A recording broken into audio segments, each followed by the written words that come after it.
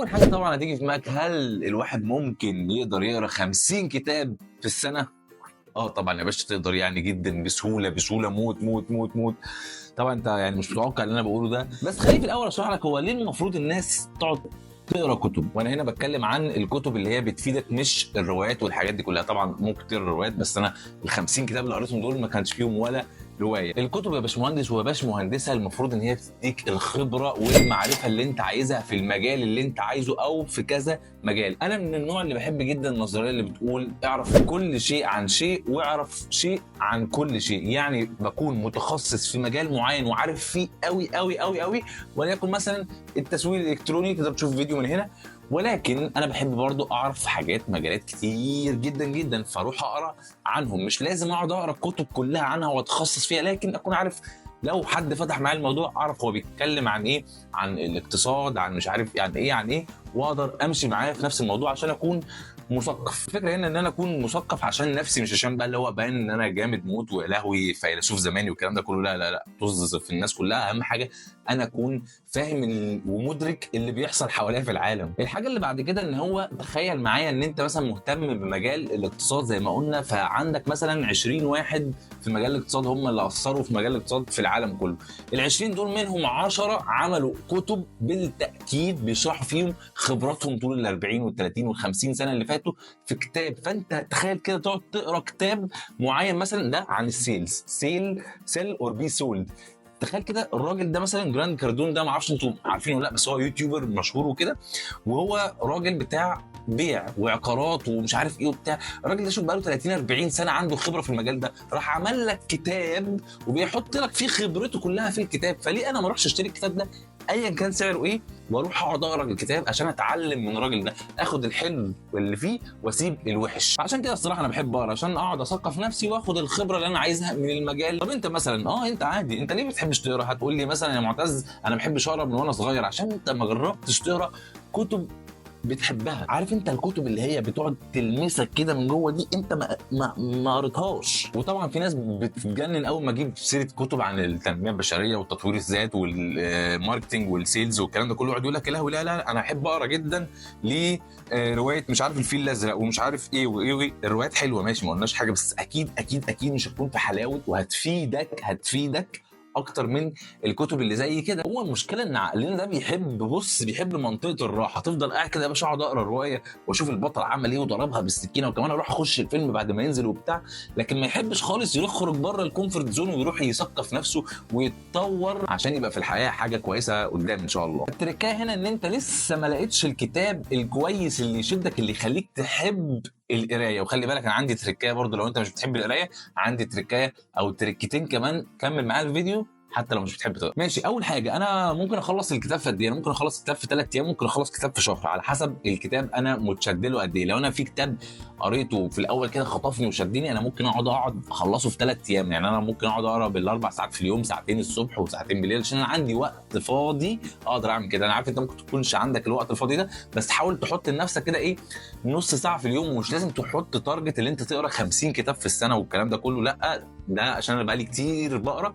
لكن انت ممكن تقول انا هقرا مثلا كتاب في الشهر، كتاب يا عم كل 3 شهور، بس اهم حاجه تبدا تقعد تقرا. هتقول لي طب يا معتز اجيب كتاب عن ايه؟ اقول لك انت مهتم بمجال ايه؟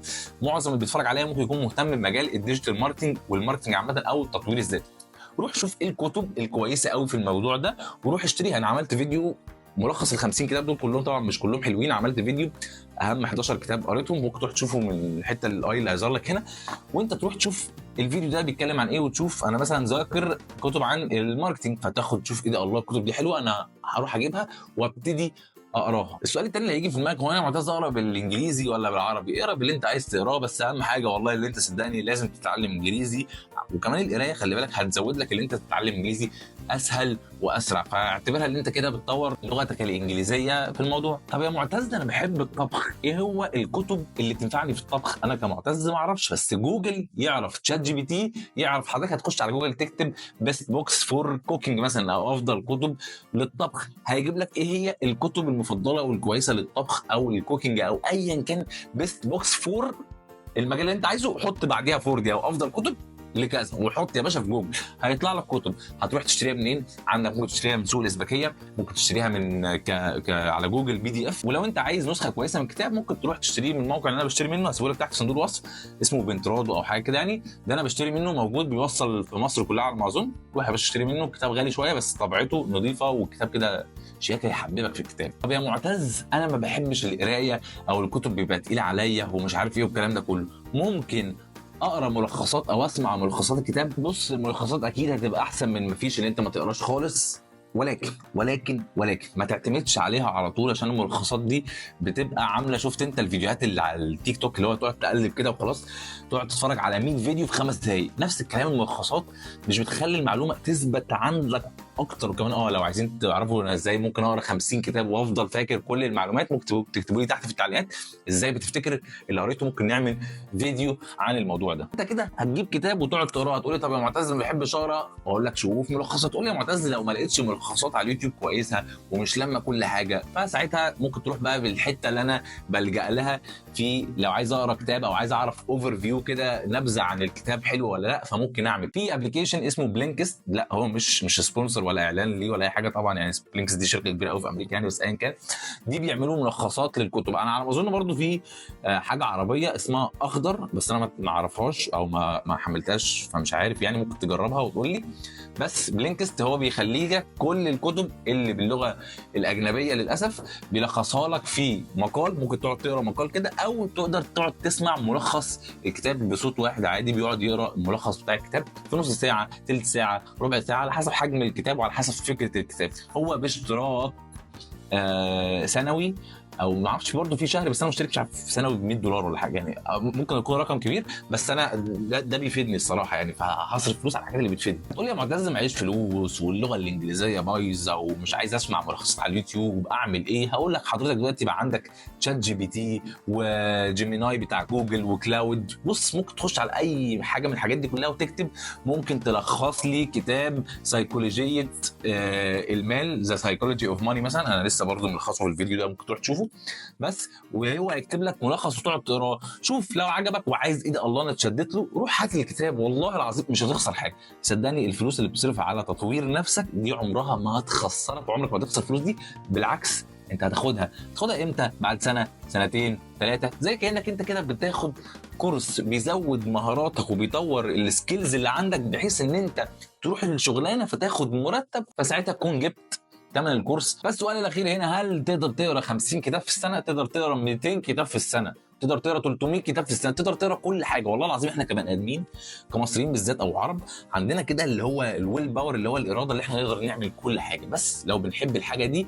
ولكن انت لازم تعود نفسك على حاجه اسمها ديسيبلين، اللي هو الانضباط. حتى لو ما بحبش القرايه انا هقعد اقرا عشان هي اللي هتفيدني، مش التيك توك والانستجرام واليوتيوب هم اللي هيفيدون. ولكن انت في البدايه ما تحطش تارجت اللي انت تقرا 50 كتاب في السنه، لا حط تارجت ان انت تقرا 12 كتاب في السنه، 6 كتب في السنه. المهم ان انت تقرا اي حاجه، الله يخرب بيتك ويخرب بيتك لازم تقرا. احنا خلي بالكم، انا خايف على الامه دي، الامه العربيه انا خايف عليها من الانحدار اللي احنا بقينا ننزل لتحت تحت. انا عايزين الناس تعلي، عايزين الناس تطلع لفوق، فعشان كده عملت جروب حلمك ممكن على الفيسبوك، وكمان على الواتساب ممكن تخشوا تعملوا جوين وتشتركوا ببلاش يعني على الفيسبوك او على الواتساب، وهنقعد بقى نتكلم ونعمل حاجات ولايفات والكلام ده يعني، متارجت حاجات في دماغي. وبس كده، اشوفكم الفيديو اللي جاي. ولكن احسن 11 كتاب اثروا معايا من ال 50 كتاب دول، انا عملت فيديو منفصل عن الموضوع ده، ممكن تروح تشوفوا من الاي دي او من الحته دي، واشوفكم بخير.